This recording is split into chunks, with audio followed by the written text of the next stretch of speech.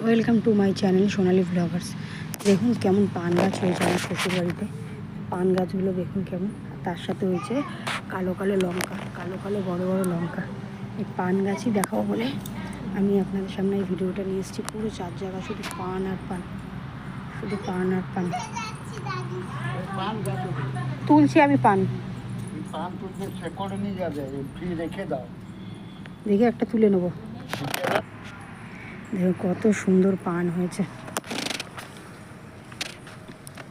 পুরো ভরে গেছে পানে, এত সুন্দর লাগছে।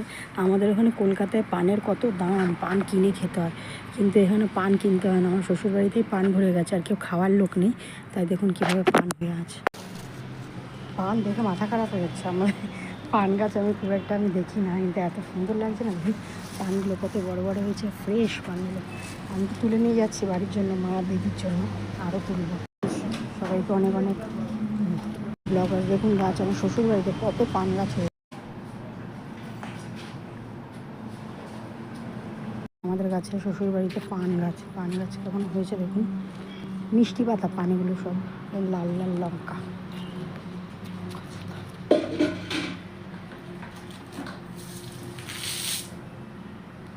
কুয়োর মধ্যে পড়ে যা না।